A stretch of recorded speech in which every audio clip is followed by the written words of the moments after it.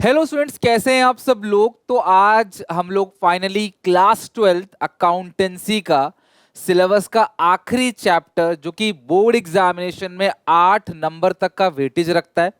CUET में भी class approximately 2 से 3 क्वेश्चन इस चैप्टर से पूछा जाता है।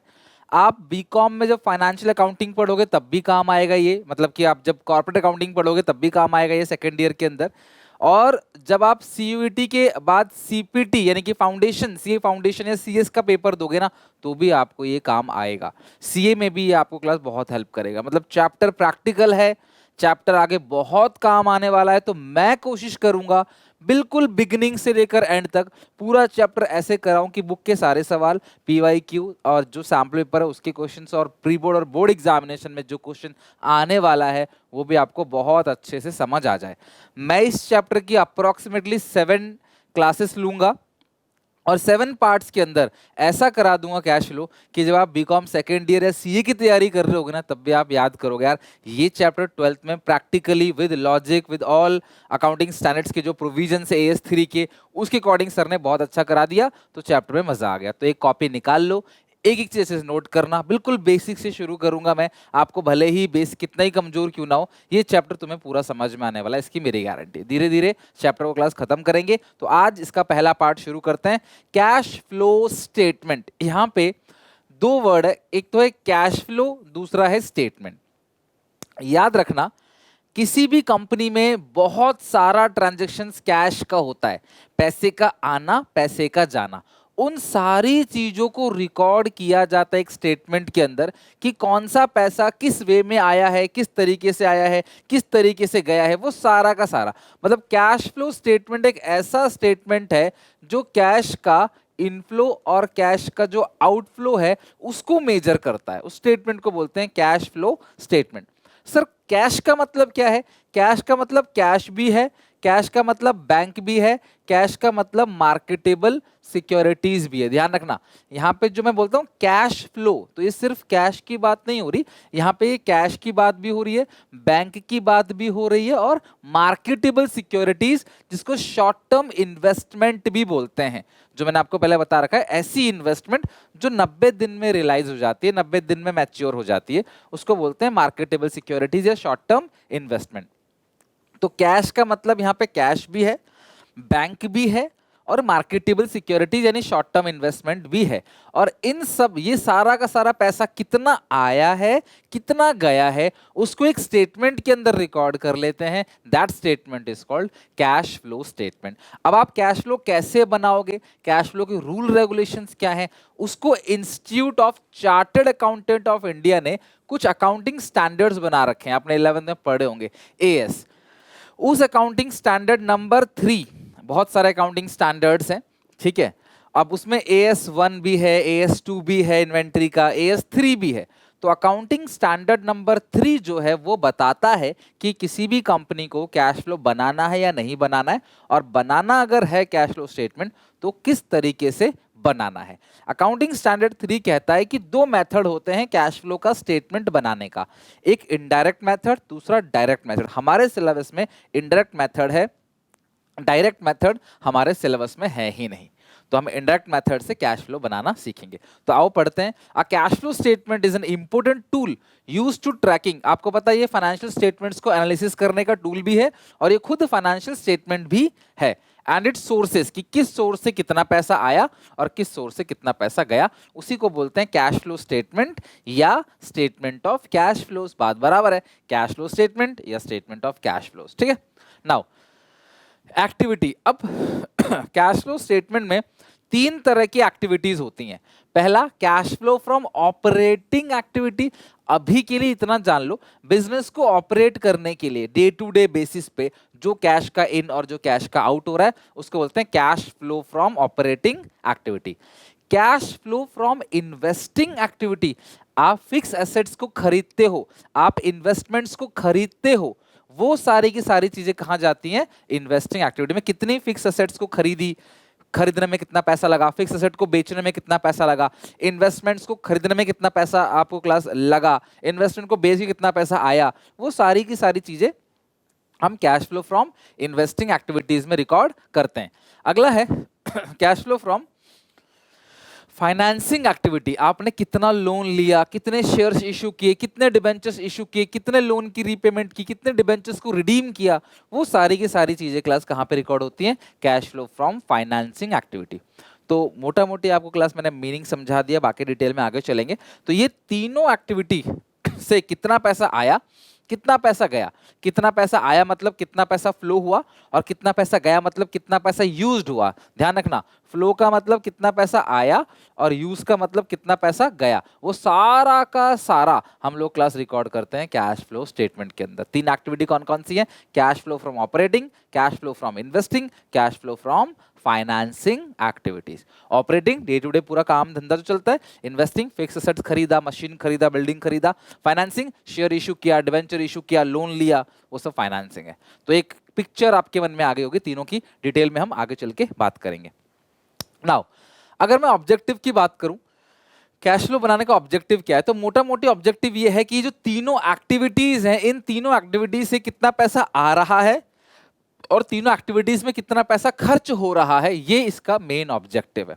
और ये भी हमें पता चलता है कैश फ्लो स्टेटमेंट को स्टडी करने से कि हमारे पास कितना पैसा अवेलेबल है, खर्च करने के लिए कितने फंड्स हमारे पास अवेलेबल है, किन किन सोर्सेज से कितना पैसा आ रहा है, हमें लॉन्ग टर्म में जो लिक्विडिटी है, हमारी जो सॉल्वेंसी है वो कैसी है, हम लंबे समय तक बिजनेस चला पाएंगे नहीं चला पाएंगे, ये सारी की सारी बातें क्लास कैश फ्लो स्टेटमेंट से पता चलता है। अगर मैं बात करूं क्लास इसकी कंटेंट की क्या क्या सॉरी पढ़ने वाले हैं कैश फ्लो स्टेटमेंट के अंदर, तो सबसे पहली जो चीज पढ़ेंगे हम लोग वो है preparation of accounts. Cash flow statement में सबसे बड़ी जो प्रॉब्लम आती है बच्चों की वो है बेसिक की, उनका बेस ही स्ट्रांग नहीं होता, उनको फिक्स एसेट्स अकाउंट बनाना नहीं आता, उनको डेप्रिसिएशन का अकाउंट बनाना नहीं आता, उनको इन्वेस्टमेंट्स का अकाउंट बनाना नहीं आता, उनको प्रोविजन फॉर टैक्स का अकाउंट बनाना नहीं आता। तो मैं अभी तुम्हें पहले वो सारा बेस जो है वो अच्छे से स्ट्रांग करूंगा। तो प्रिपरेशन ऑफ अकाउंट सबसे पहला काम है, अकाउंट्स हम लोग अपने स्ट्रांग करेंगे, खाते बनाएंगे और क्लास ये सारे अकाउंट्स हम लोग सीखेंगे। फिर हम पढ़ेंगे format of cash flow. Format, तो कैश फ्लो का बहुत बड़ा फॉर्मेट है, तो मैं तुम्हें क्लास पूरा का पूरा फॉर्मेट जो है वो सिखाऊंगा और कोशिश करूंगा कि यहीं पे ही तुम्हें वो फॉर्मेट लर्न भी हो जाए, इसकी मैं गारंटी लूंगा कि आपको लर्न भी हो जाए। ठीक है। तीसरा हम करेंगे प्रैक्टिकल प्रॉब्लम्स। प्रैक्टिकल प्रॉब्लम्स जो क्वेश्चंस हैं वो हम बनाएंगे जो कि 6 मार्कर होंगे। चौथा करेंगे क्लास हम लोग 1 मार्क शॉर्ट क्वेश्चन। ठीक है, 1 मार्कर यानी कि जो 1 नंबर के क्वेश्चन है वो बनाएंगे। तो ये 4 हमारे मेजर टॉपिक है जो हम इस पूरे के पूरे चैप्टर में हम लोग कवर करने जा रहे हैं, आप इनको नोट कर लो। और सबसे पहली चीज से शुरू करते हैं, प्रिपरेशन ऑफ अकाउंट्स। सबसे पहली चीज है प्रिपरेशन ऑफ अकाउंट्स। ठीक है, हेडिंग डालो प्रिपरेशन ऑफ अकाउंट्स। तो सबसे पहला अकाउंट हमारे जो पास है वो है फिक्स्ड एसेट्स अकाउंट। ध्यान रखना, land and building, plant and machinery, furniture, computer, equipments, उन सबके लिए जो अकाउंट्स है उसको बोलते हैं क्लास फिक्स्ड एसेट्स अकाउंट। जो हमारा सबसे पहला काम है वो है प्रिपरेशन ऑफ अकाउंट्स। और हम लोग इसके अंदर जो अकाउंट सीखेंगे वो भी लिख लो आप, कौन कौन से अकाउंट्स तुमको बताने वाला हूं। सबसे पहला जो सीखेंगे वो है फिक्स एसेट अकाउंट, जो मैं भी बनाने वाला हूं। फिर सवाल भी हम लोग बनाएंगे उसके, राइट। हम प्रैक्टिकली एक एग्जाम्पल लेके ना क्वेश्चन भी बनाएंगे। और फिर जब हम कैश फ्लो स्टेटमेंट बनाएंगे ना तब देखना वो इतना आसान लगेगा क्योंकि हमने पहले ही अकाउंट बनाना सीख लिया है। तो जो उस पोर्शन का एक हिस्सा है ना वो हम पहले ही कवर कर लेंगे कैश फ्लो का। दूसरा हम अकाउंट सीखेंगे इन्वेस्टमेंट्स अकाउंट। तीसरा हम सीखेंगे provision for tax account, provision for tax account. चौथा हम सीखेंगे मिक्स, यानी 2 अकाउंट इकट्ठा आता है एक कॉन्सेप्ट में, बताऊंगा कौन सा concept, fix assets account and accumulated depreciation account. Fix assets account और एक्यूमुलेटेड डेप्रिसिएशन अकाउंट। ठीक है, तो सबसे पहला अकाउंट सीखते हैं फिक्स एसेट अकाउंट। आप सबको पता है कि all assets have debit balance, जितने भी एसेट्स होते हैं ना उनके डेबिट बैलेंस होते हैं। तो फिक्स एसेट का ओपनिंग बैलेंस आएगा टू बैलेंस बीडी, ये ओपनिंग बैलेंस है। ठीक है, ये क्या है क्लास आपका ओपनिंग बैलेंस है। और क्लोजिंग यहाँ आएगा बाई बैलेंस सीडी। अच्छा मैं ना थोड़ा सा आपको ओपनिंग और क्लोजिंग के बारे में बता देता हूँ, अगर आपको कोई डाउट हो कि ओपनिंग किसको कहते हैं, क्लोजिंग किसको कहते हैं, वो भी क्लियर कर देता हूँ। आपको जब भी बैलेंस शीट दी होगी ना, वो 2 साल की दी होगी। एक होगी 31 मार्च 24, 31 मार्च 23। तो 31 मार्च 2023 जो है वो पिछले साल का एंड है। तो इसको क्लास इस साल का क्या हो गया ओपनिंग, इसको 1 अप्रैल 23 भी बोल सकते हैं, 1 अप्रैल 23। और ईयर कहाँ एंड हो रहा है, 31 मार्च 24, तो ये क्या हो गया क्लोजिंग। तो इसको प्रीवियस ईयर और इसको करंट ईयर भी बोलते हैं। तो 31 मार्च 2023 जो है वो ओपनिंग है, यानी कि क्लास ये प्रीवियस ईयर है, और 31 मार्च 24 जो है वो क्लोजिंग है, यानी कि ये करंट ईयर है। तो ये हो गया आपका ओपनिंग और ये हो गया आपका क्लोजिंग। ध्यान रखना, ओपनिंग और क्लोजिंग, ये आप ध्यान रखना। तो यही है, जब आप अकाउंट बनाओगे ना, तो ये जो ओपनिंग वाला बैलेंस है वो आप यहाँ लिखोगे, क्लोजिंग वाला यहाँ लिखोगे। ये तो याद हो गया आपको, ओपनिंग क्लोजिंग। दूसरी बात, आप सोच रहे हो सर 11th में जो हमने बनाया था फिक्स एसेट अकाउंट, इतना बड़ा बड़ा अकाउंट बनाया था मशीनरी का, वो सब बहुत बड़ा अकाउंट है, उसका 10% भी नहीं है, बहुत छोटा अकाउंट है, यही में याद हो जाएगा। तो मैं मुझे वीडियो को लाइक और कमेंट में बताना हाँ सर याद हो गया और फिर सवाल भी बना के दिखाऊंगा आपको। फिक्स एसेट का ओपनिंग बैलेंस ये हो गया, फिक्स एसेट का क्लोजिंग बैलेंस हो गया। अब फिक्स एसेट पे क्या क्या लगता है, सबसे पहली चीज सर डेप्रिसिएशन लगता है ना। फिक्स एसेट्स पे क्या लगता है, डेप्रिसिएशन। हाँ लगता है डेप्रिसिएशन, जो एसेट की वैल्यू कम करता है। तो एसेट्स का डेबिट बैलेंस होता है, एसेट जब भी बढ़ेगा डेबिट, एसेट जब भी घटेगा क्रेडिट। तो डेप्रिसिएशन से एसेट क्या होता है, घटता है। इसके अलावा आप सेल करोगे है ना, by bank sale, by bank आप क्या करोगे, एसेट को सेल करोगे। तो असेट को सेल करोगे तो असेट की वैल्यू अब भी घटेगी यहाँ पे। लेकिन अगर आप सेल करोगे तो सेल से प्रॉफिट भी आ सकता है और लॉस भी आ सकता है। एक बात ध्यान रखना, सेल से या तो प्रॉफिट होगा या तो लॉस होगा, दोनों कभी नहीं होगा। तो अगर क्लास आपको लॉस हुआ तो बाई प्रॉफिट एंड लॉस, यहाँ पे क्या हो गया आपका लॉस हो गया। और प्रॉफिट हो गया तो क्लास आप यहाँ लिखोगे to profit loss, to profit या लॉस, ये क्या हो गया आपका प्रॉफिट यानी कि गेन। तो अगर देखो, दो बातें यहां पे ध्यान रखना, कॉपी में लिख लो नहीं तो आगे चल के गलती करोगे। पहली बात, बिना सेल के प्रॉफिट लॉस नहीं हो सकता, है ना भाई। सेल होगा तभी प्रॉफिट या लॉस में से कोई एक होगा, बिना सेल के प्रॉफिट लॉस नहीं होगा। और दूसरी चीज या तो प्रॉफिट होगा या तो लॉस होगा, दोनों कभी नहीं हो सकता। मेरी बात समझ गए, ये आप ध्यान रखना। अच्छा आप खरीद भी सकते हो, खरीदोगे तो एसेट बढ़ेगा, बेचोगे तो घटेगा, खरीदोगे बढ़ेगा। टू बैंक परचेज, खरीदते वक्त कोई प्रॉफिट लॉस नहीं होता, प्रॉफिट लॉस हमेशा बेचते वक्त होता है। तो ये पूरा का पूरा क्लास अकाउंट है, इससे ज्यादा कोई चीज नहीं आएगी। क्या, opening closing purchase sale profit loss, बचा क्या, डेप्रिसिएशन। याद आ गया, opening closing purchase sale profit loss, एक क्या बच गया, डेप्रिसिएशन, खत्म। इससे बड़ा अकाउंट नहीं हो सकता, ये मैक्सिमम चीजें हैं। प्रॉफिट लॉस एक साथ नहीं होगा और बिना सेल के प्रॉफिट लॉस नहीं होगा, ये बात आपको ध्यान रखना है।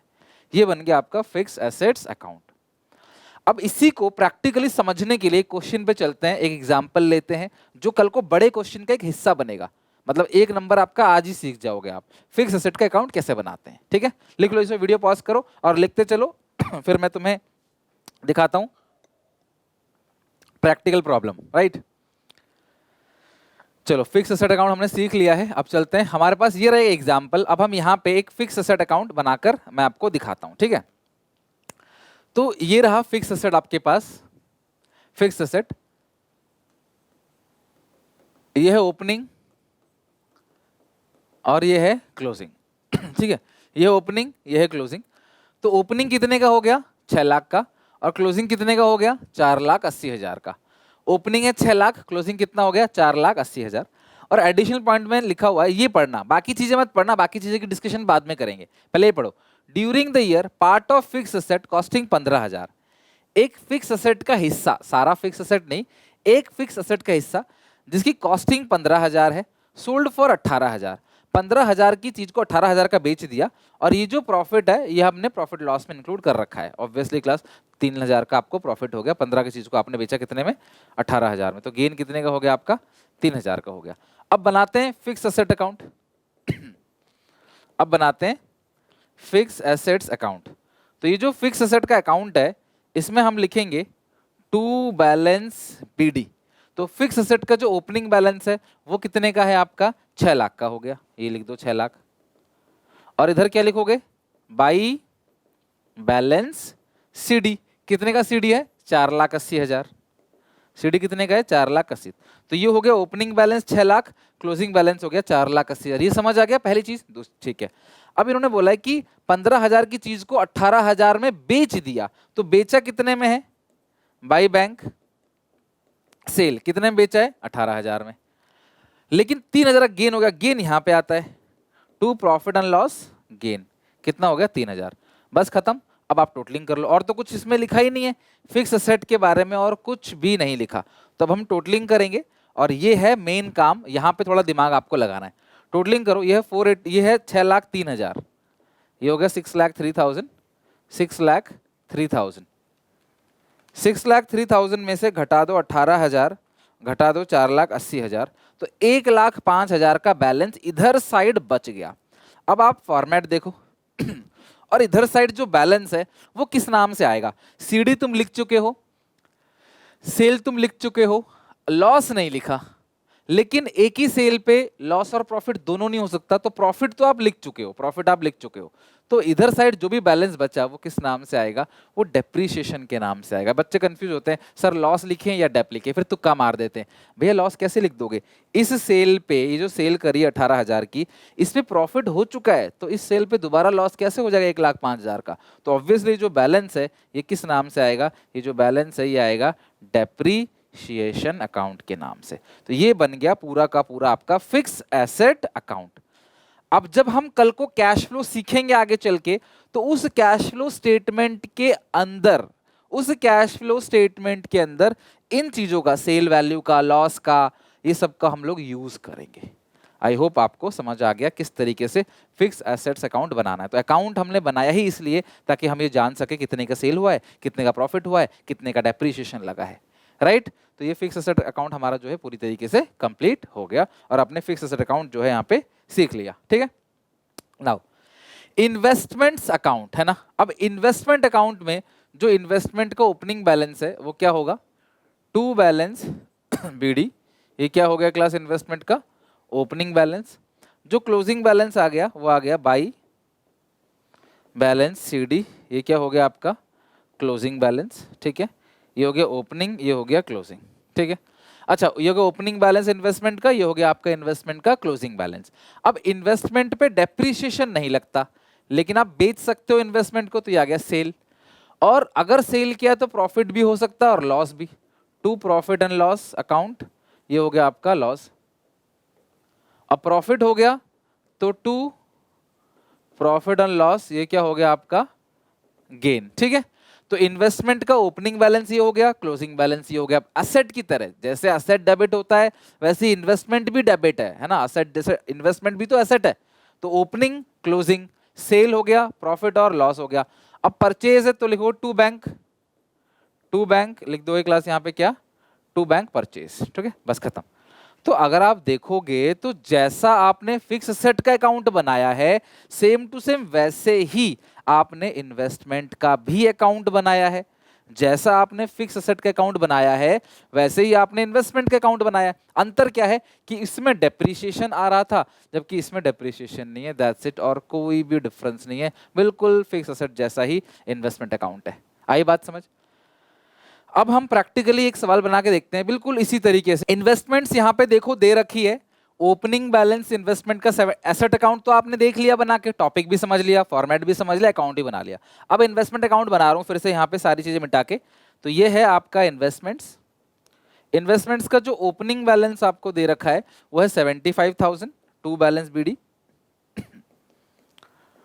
To balance BD opening balance. Closing balance यहाँ पे है बाई बैलेंस सीडी और वो है 90,000, ठीक है।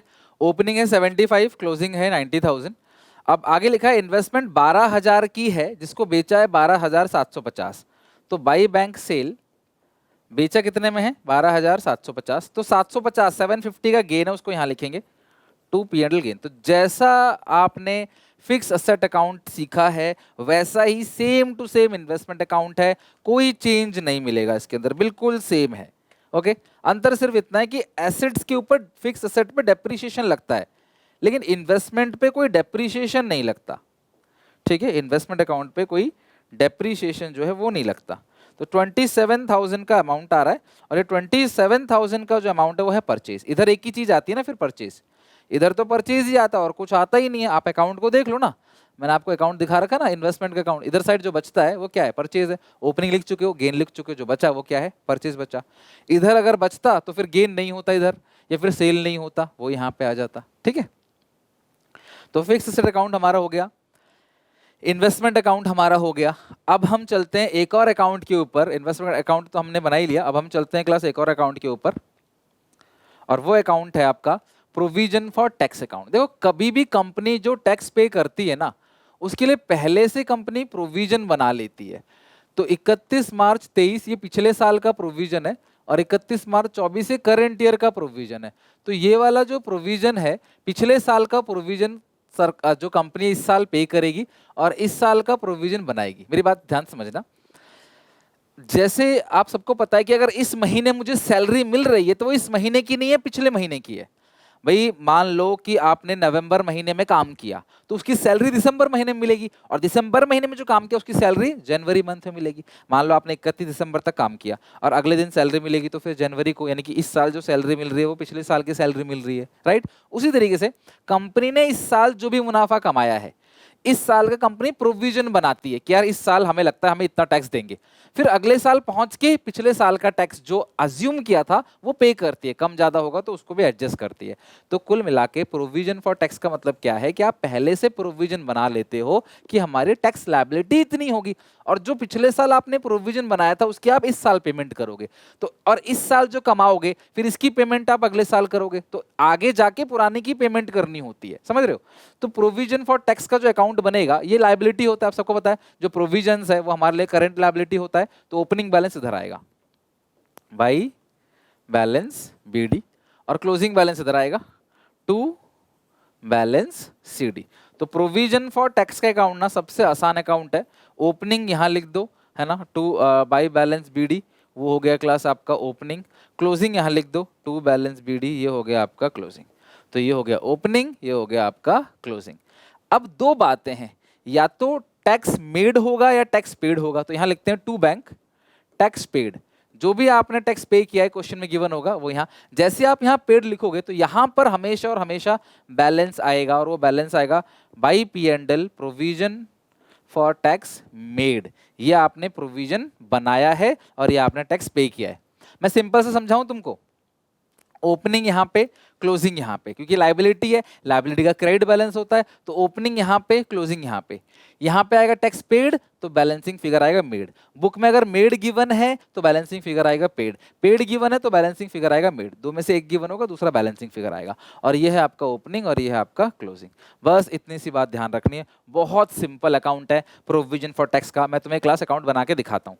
तो ये है, ये रहा प्रोविजन फॉर टैक्स, ओपनिंग है ये रहा, क्लोजिंग ये रहा। तो यहाँ लिखते हैं प्रोविजन फॉर टैक्स, तो ओपनिंग है बाई बैलेंस बीडी। कितना ओपनिंग, ये पिछले साल वाला जो रहता है ना वो ओपनिंग रहता है 1,12,500, और जो क्लोजिंग है वो है 15,000। जो क्लोजिंग है वो आएगा टू बैलेंस सीडी। तो ओपनिंग आ गया बाई बैलेंस बीडी, क्लोजिंग आ गया टू बैलेंस सीडी। यहां लिखा है provision for tax made, made है तो यहां लिखो by P and L provision for tax made. कितना है आपका मेड, 13,500। तो मेड आपने यहां लिख दिया, तो बैलेंसिंग फिगर जो आएगा वो आएगा टू बैंक टैक्स पेड। तो ये आएगा 1,12,500 प्लस 13,500, 1,26,000। ये आएगा 1,26,000, माइनस करेंगे 15,000, आंसर आएगा 1,1,1,000। ये आ गया टैक्स पेड।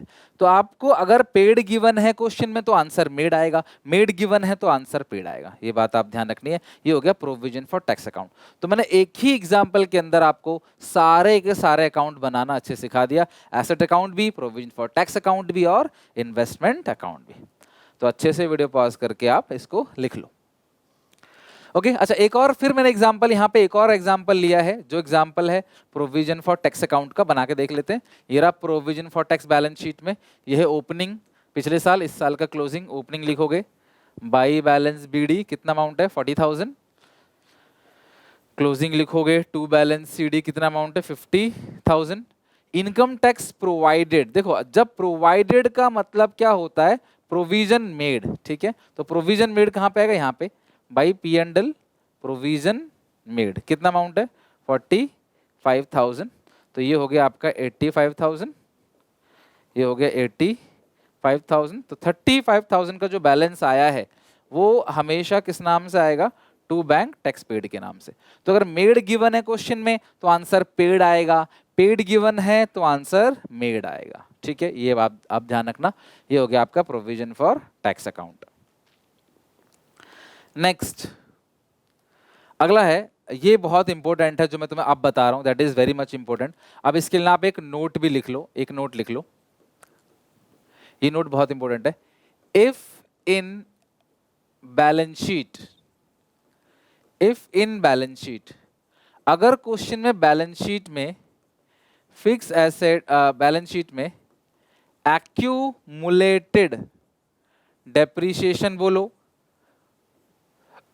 खाली डेप्रीशिएशन बोलो, प्रोविजन फॉर डेप्रीशिएशन बोलो, इज गिवन, ठीक है, अगर क्वेश्चन में बैलेंस शीट के अंदर डेप्रीशिएशन दे रखा है, एसेट में से घटा के जो डेप दिखाते हैं वो अगर दे रखा है, साथ में in additional point sale of that asset is given, sale of that fix assets is given, उसकी सेल भी गिवन है, उस एसेट को बेच भी रहे हैं। मान लो मशीन है, मशीन पे डेप्रिसिएशन भी लगा है और एडिशनल पॉइंट में मशीन को बेच भी रहे हैं, ठीक है। इफ इन बैलेंस शीट, अगर बैलेंस शीट में एक्यूमुलेटेड डेप्रिसिएशन या डेप्रिसिएशन या प्रोविजन फॉर डेप्रिसिएशन दे रखा है और एडिशनल पॉइंट में भी एसेट की सेल भी गिवन है एडिशनल पॉइंट में, then two accounts are made. आप दो अकाउंट बनाओगे, सबसे पहला अकाउंट बनेगा उस फिक्स एसेट्स का अकाउंट और दूसरा अकाउंट बनेगा एक्यूमुलेटेड डेप्रिसिएशन, एक ही बात है, डेप्रिसिएशन बोलो, एक्यूमुलेटेड डेप्रिसिएशन बोलो, प्रोविजन फॉर डेप्रिसिएशन बोलो। हर साल डेप इकट्ठा करते हैं हम लोग, उसको बोलते हैं एक्यूमुलेटेड डेप्रिसिएशन। पी&एल में नहीं भेजते, इकट्ठा करते चले जाते हैं, मतलब एसेट्स के अंदर नहीं भेजते, डेप के अंदर इकट्ठा करते चले जाते हैं, प्रोविजन फॉर डेप्रिसिएशन बोलते हैं इसको। तो कब दो अकाउंट बनाना है, जब बैलेंस शीट के अंदर डेप्रिसिएशन हो और नीचे भी एसेट को बेचने की बात कही हो, तो दो अकाउंट हम लोग बनाते हैं, एसेट्स का भी और डेप का भी। और अगर दोनों में से कोई एक चीज है तो सिर्फ एक ही अकाउंट। अगर बैलेंस शीट में सिर्फ एसेट है तो खाली एसेट के अकाउंट बनेगा, लेकिन एसेट और डेप्रिसिएशन और नीचे भी कुछ बोल रखा है एसेट की सेल पे, तो आपको दो अकाउंट बनाने पड़ेंगे इकट्ठा। और ये रहा क्लास वो दो अकाउंट, फिक्स एसेट और एक्यूमुलेटेड डेप्रिसिएशन अकाउंट। अब पहले इनके अकाउंट को समझते हैं, फिर एक एग्जाम्पल लेते हैं, और हमारा अकाउंट्स बनाना यही अकाउंट है बस, इसके अलावा कुछ नहीं। अब पूरे सिलेबस में, पूरे चैप्टर में, इस चैप्टर के अंदर ये 3-4 अकाउंट जो मैंने बताया, उससे ज्यादा कुछ नहीं बनेगा, इतने ही अकाउंट्स बनेंगे। तो असेट का जो ओपनिंग बैलेंस है वो होगा टू बैलेंस बीडी, ये तो आप जानते हो, असेट का ओपनिंग बैलेंस। असेट का क्लोजिंग बैलेंस बनेगा बाई बैलेंस सीडी, ये भी आप जानते हो। असेट का ओपनिंग हो गया, असेट का क्लोजिंग हो गया, ठीक है। फिर आपने असेट को क्या किया है, बेचा है, असेट का एक हिस्सा आपने बेचा है, तो आप लिखोगे बाई बैंक सेल। और उस असेट पे कुछ डेप्रिसिएशन भी लगा होगा, भाई जिस असेट को बेच रहे हो उसको 6 महीने, साल भर, 2 साल, 3 साल, जब भी आपने उसे इस्तेमाल किया है तब तक का डेप्रिसिएशन भी यहीं पे आएगा। और वो डेप्रिसिएशन किस नाम से आएगा, बाई एक्यूमुलेटेड डेप्रिसिएशन। ये डेप्रिसिएशन उस असेट का डेप्रिसिएशन है जिस असेट को बेच रहे हो। तुम्हारे पास बहुत सारी मशीन है, लेकिन ये सिर्फ उस मशीन का डेप्रिसिएशन है जिसको आप बेच रहे हो, बाय एक्यूमुलेटेड डेप्रिसिएशन, ठीक है। फिर उस बेच में प्रॉफिट भी हो सकता है, लॉस भी हो सकता है, बाई पी&एल लॉस, अगर लॉस हुआ तो, प्रॉफिट हुआ तो टू पी&एल प्रॉफिट, ठीक है। अगर प्रॉफिट या गेन जो भी आप बोलते हो, प्रॉफिट बोलो चाहे वैसे गेन ही बोलते हैं, ठीक है, ये हो गया। और फिर यहां बैलेंस बचेगा और हमेशा यहीं बचेगा। ये प्रोविजन फॉर टैक्स अकाउंट की तरह नहीं है कि इधर बचेगा या इधर बचेगा, हमेशा बैलेंस यहीं बचेगा। और यकीन मानो जिस वे में मैं तुम्हें कैश फ्लो स्टेटमेंट सिखा रहा हूं, तुम्हें कोई टीचर इस वे में कैश फ्लो स्टेटमेंट नहीं सिखाएगा। इसीलिए बच्चों को कैश फ्लो स्टेटमेंट में दिक्कत आती है, इसलिए मैं एक क्लास खराब करता हूं अपनी पहली, ये बेसिक को समझाने में कि यार ये बेसिक चीज समझ जाओगे ना, फिर आगे अटकल कहीं नहीं आएगी, दिक्कत कहीं नहीं आएगी। मैं रिपीट कर रहा हूं, ओपनिंग, क्लोजिंग, सेल, इस असेट को जिसको बेचा है उस पे जो लगा डेप्रिसिएशन है, उसको जो, इस सारा डेप्रिसिएशन नहीं है, सिर्फ उस असेट का डेप्रिसिएशन है जिसको आप बेच रहे हो, उसका लॉस, उसका प्रॉफिट, बैलेंसिंग फिगर हमेशा और हमेशा यही आएगा और हमेशा इसी नाम से आएगा कि आपने इस असेट को खरीदा है। That's it. तो बिल्कुल सेम जैसा पहले अकाउंट बनाया था वैसा ही अकाउंट है, अंतर सिर्फ इतना है पहले ये साल भर का डेप्रिसिएशन था यहाँ पे फिक्स असेट अकाउंट के अंदर, और अब यहाँ पे सिर्फ उस पर्टिकुलर असेट का डेप्रिसिएशन है जिसको आप बेच रहे हो, इसलिए यहाँ लिखा एक्यूमुलेटेड डेप्रिसिएशन। क्वेश्चन में गिवन होता है, तुम्हें कुछ नहीं करना, ठीक है। अगर फिक्स असेट में लिखा बाई एक्यूमुलेटेड डेप्रिसिएशन, तो एक्यूमुलेटेड डेप्रिसिएशन में क्या लिखोगे आप? To fix assets. Ledger posting तो करोगे ना भाई, ये हो गया आपकी लेजर पोस्टिंग। अब डेप्रिसिएशन का अकाउंट बनाओ क्लास। डेप्रिसिएशन का अकाउंट कैसे बनाओगे? बाई बैलेंस डेप्रिसिएशन का जो अकाउंट बनाओगे वो बनाओगे बाई बैलेंस बीडी, ये क्लास ओपनिंग बैलेंस है, बाई बैलेंस बीडी, और जो क्लोजिंग बैलेंस है वो है टू बैलेंस सीडी, ठीक है। डेप्रिसिएशन का ओपनिंग बैलेंस इधर आएगा एक्यूमुलेट डेप्रिसिएशन का, क्योंकि ये असेट को कम करता है, तो असेट का अपोजिट है, असेट का ओपनिंग यहाँ, क्लोजिंग यहाँ, डेप्रिसिएशन का ओपनिंग यहाँ, क्लोजिंग यहाँ, और ये बुक में गिवन होगा आपको, है ना, ये क्लोजिंग है और ये ओपनिंग है, ठीक है। और ये उठ के यहाँ है, अब ऐसे टोटलिंग कर लो। फिर साल भर का जो डेप्रिसिएशन है ना वो यहाँ आएगा हमेशा और हमेशा, यही बैलेंस बचेगा bye depreciation during the year, bye depreciation during the year. ये साल भर का डेप्रिसिएशन है और हमेशा वो यहीं पे आएगा। ये इसका बैलेंस हो गया, ये इसका बैलेंस हो गया, मतलब फिक्स है कि जब आप ये दो अकाउंट बनाओगे, परचेज का बैलेंस यहाँ पे आएगा, फिक्स एसेट का बैलेंस परचेज के नाम से, और एक्यूमुलेट डेप्रिसिएशन का बैलेंस यहाँ पे आएगा इसके नाम से। दैट्स इट, और कुछ नहीं, ठीक है। आप वीडियो पॉज करके लिख लो या स्क्रीनशॉट ले लो इसका। अब मैं चलता हूं एक सवाल के ऊपर जो प्रैक्टिकली इसको जस्टिफाई करेगा। अब यह एग्जांपल नंबर 3, यह है बैलेंस शीट, ठीक है, यह है बैलेंस शीट, और बैलेंस शीट में मशीन है, एक्यूमुलेट डेप्रिसिएशन भी दे रखा है, और एडिशनल पॉइंट में भी कुछ असेट की बेचने की बात कही गई है। तो आपको दो अकाउंट बनाने हैं इस सिचुएशन में। पहला अकाउंट बनाओगे आप मशीनरी अकाउंट, और दूसरा अकाउंट बनाओगे आप एक्यूमुलेटेड डेप्रिसिएशन अकाउंट, ठीक है। दो अकाउंट बनाने। तो मशीन का ओपनिंग बैलेंस कितना है? 20 है ना, ये ओपनिंग है ना, 31 मार्च 22 ये पिछला साल है, ये ओपनिंग, और ये 31 मार्च 23 क्लोजिंग। तो to balance BD 20 lakh by balance CD 25,40,000।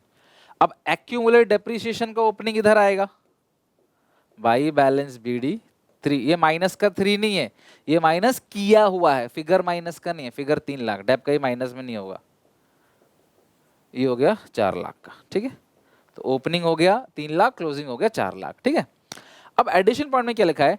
During the year piece of machinery book value 25,000। एक मशीनरी है जिसकी बुक वैल्यू 25,000 है, जिस पर डेप्रिसिएशन लगा है 30,000 का, सोल्ड फॉर 15,000। ध्यान से समझना क्लास, ठीक है। एक असेट है जिसकी बुक वैल्यू कितने की है क्लास? 25,000 रुपए की बुक वैल्यू है, ठीक है, और जिसपे एक्यूमुलेट डेप्रिसिएशन लगा है 30,000 का, और बेचा कितने में है क्लास? उसको 15,000 रुपए में बेचा है। ध्यान से समझना क्या है कहने का मतलब। तो यहां जो बुक वैल्यू है, इस बुक वैल्यू का मतलब क्या होता है? आफ्टर डेप्रिसिएशन, ठीक है। बुक वैल्यू का मतलब ही क्या होता है? After depreciation. इसका मतलब अगर मैं यहाँ पे थोड़ा सा इसको एनालाइज करूँ ना, तो मशीन की जो कॉस्ट है वो है 30,000 और प्लस 25, 55,000 की कॉस्ट है, यानी मशीन थी कितने की? 55,000 की। डेप्रिसिएशन कितना लग गया उस पे? 30,000 का। तो बचा कितने का? 25,000। इसे हम लोग बोलते हैं नेट बुक वैल्यू। क्या बोलते हैं क्लास? नेट बुक वैल्यू, या इसे बुक वैल्यू बोलते हैं। बुक वैल्यू का मतलब होता है डेप्रिसिएशन के बाद, क्योंकि बैलेंस शीट में जो वैल्यू आती है ना वो डेप्रिसिएशन के बाद वाली ही वैल्यू आती है, या इनर कॉलम में आता है या आउटर कॉलम में आता है। तो कुल मिला के क्वेश्चन में कह रहा है कि एक मशीन है जिसकी नेट बुक वैल्यू जो है वो 25,000 है, डेप लगा है 30,000 का, उस पर बेचा कितना है? 15,000। तो तीन चीजें हमें यहां से मिलती हैं। सबसे पहली चीज बाई बैंक सेल, सेल कितने में किया है सर जी? 15,000 में बेचा है, ठीक है। बाई, तो 25,000 की चीज को 15,000 में बेचा, तो by P and L loss, loss कितने का हो गया जी? 10,000 का लॉस हो गया। और जो डेप लगा है बाई एक्यूमुलेट डेप्रिसिएशन, वो कितने का लगा है? 30,000 का लगा है। बस टोटलिंग कर लो, खत्म बात। तो यहाँ पे असेट की सेल वैल्यू, असेट पे आया हुआ लॉस, और असेट पे डेप्रिसिएशन। तो 25,40,000 प्लस 30, 40, 50, 55,000। तो ये अगर 25,95,000, 25,95,000 माइनस कर दोगे 20 लाख, तो ये आएगा 5,95,000। तो ये जो 95,000 आ गया, ये जो 5,95,000 आ गया, ये आएगा टू बैंक परचेज। मैंने कहा था ना असेट के अकाउंट में, असेट को बेचा कितने में है वो आप यहां दिखा दोगे, लॉस कितना आया वो आप यहां दिखा दो, डेप्रिसिएशन कितना है वो आप यहां दिखा दोगे। तो लॉस कैसे आया 10,000 का, 25,000 की चीज को 15,000 में बेच दिया तो 10,000 का लॉस हो गया, सिंपल सी बात है। और ये जो बुक वैल्यू है, बुक वैल्यू का मतलब आफ्टर डेप्रिसिएशन। लिख लो, ये तो कमेंट सेक्शन में सारे बच्चे लिखो, book value means after depreciation, ताकि आगे गलती ना हो। अच्छा, अब मशीन में लिखा है आपने बाई एक्यूमुलेटेड डेप्ट, एक्यूमुलेटेड डेप्ट में क्या लिखोगे, टू मशीनरी, कितना है 30,000, टोटलिंग करो, ये आ गया 4,30,000, 4,30,000, ये हो गया 3 लाख, तो 1,30,000 का यहाँ पे 1,30,000 का डेप्रिसिएशन है, 1,30,000 डेप्रिसिएशन ड्यूरिंग द ईयर। ये साल भर का टोटल डेप्रिसिएशन है by depreciation during the year, ठीक है, ड्यूरिंग द ईयर, ये साल भर का डेप्रिसिएशन है, ठीक है। तो ये जब आप अकाउंट बनाना सीख जाओगे, फिर मैं आगे चल के फॉर्मेट बनवाऊंगा आपको, तो बताऊंगा कि ये चीज कहाँ पे लिखना है ना, ये लॉस सेल कहाँ पे लिखना है, लॉस कहाँ पे लिखना है, परचेज कहाँ पे लिखना है, ये सारी बातें मैं आपको बताऊंगा जब हम फॉर्मेट बनाना आगे चल के सीखेंगे कैश फ्लो का। बट ये है आपका पूरा का पूरा कैश फ्लो स्टेटमेंट का फुल फ्लेज क्वेश्चन की कौन सी चीज कहाँ कहाँ पे रिकॉर्ड की जाती है, कौन कौन से अकाउंट्स कैसे बनाए जाते हैं। मैं फिर से रिपीट कर रहा हूँ, बहुत सिंपल सी चीज़ है, एसेट का ओपनिंग यहाँ, क्लोजिंग यहाँ, डेप का ओपनिंग यहाँ, क्लोजिंग यहाँ, तीन चीज़ें यहाँ पे आती हैं एडिशनल पॉइंट से उठाकर, एडिशनल पॉइंट से उठाकर, सेल वैल्यू, उस पर डेप और उस पर आया हुआ प्रॉफिट या लॉस, लॉस यहाँ पे, प्रॉफिट यहाँ पे। फिर बैलेंसिंग फिगर हमेशा यहीं और यहीं बचेगा, परचेज, जैसे अपने एग्जांपल में यहाँ बचा परचेज, और इसका बैलेंसिंग फिगर हमेशा यहाँ बचेगा, डेप्रिसिएशन ड्यूरिंग द ईयर। और ये लेजर पोस्टिंग करना मत भूलना। तो ये जो डेप्रिसिएशन है ना, ये साल भर का सारी असेट का डेप्रिसिएशन है, लेकिन ये जो डेप्रिसिएशन था जो वहां से उठ के आया, ये सिर्फ उस मशीन का है जिसको आप बेच रहे हो। जैसे यहाँ पे ये जो 30,000 का डेप्रिसिएशन है, ये उस मशीन का हिस्सा है जिसको आप बेच रहे हो, उसका डेप्रिसिएशन। लेकिन ये साल भर का डेप्रिसिएशन है सारी मशीन का, उसमें ये भी इंक्लूड है, ये इंक्लूड किया ना, 430 प्लस किया तब ये 130 आया, तो इस 130 के अंदर सब कुछ है। तो वो जो पीस ऑफ मशीनरी है जो आप बेच रहे हो, उसका डेप 30,000 है, और सारी मशीनरी का डेप्रिसिएशन मिलाकर जो है वो 1,30,000 है। तो आई होप आपको क्लास ये अकाउंट सारे के सारे अच्छे से समझ आ गया होगा, राइट। ये अकाउंट भी हमारा खत्म हो गया, एग्जाम्पल भी हमारा फिनिश। अगली क्लास में हम लोग कैश फ्लो स्टेटमेंट का पूरा फॉर्मेट देखेंगे। आप सबसे रिक्वेस्ट है, आप ये बेसिक चीजें अगर ये आपकी स्ट्रांग हो गई ना, तो आगे कैश फ्लो में तो कोई दिक्कत नहीं आने वाली, इसकी मेरी गारंटी है। पर हाँ, अगली क्लास में फॉर्मेट है जो मैं याद कराऊंगा, और उसको आपको भी याद करके आना पड़ेगा। 2-2.5 घंटे लग सकते हैं इसको लिख लिख के बहुत अच्छे से लर्न करने में, लेकिन एक बार वो लर्न हो गया ना आपको, फिर कैश फ्लो में कोई दिक्कत नहीं आएगी। और मैं कोशिश करूंगा यहीं पे खुद ये लर्न करा दूं, फिर घर पे एक बार लिख के प्रैक्टिस कर लेना। ओके, मिलते हैं नेक्स्ट वीडियो में। वीडियो को लाइक जरूर करना, अपने दोस्तों में शेयर करना। कैश फ्लो में पूरे 8 नंबर पक्के दिलवाऊंगा आपको क्लास 12 में, तो प्लीज़ फॉलो करना इसको एंड तक। इस मतलब 6-7 क्लास जितनी भी लूंगा ना, पूरी डेली बेसिस पे देखना और कॉपी में लिखना, ठीक है। मिलते हैं नेक्स्ट क्लास में, till then take care, bye bye. यहाँ तक पढ़ के आना।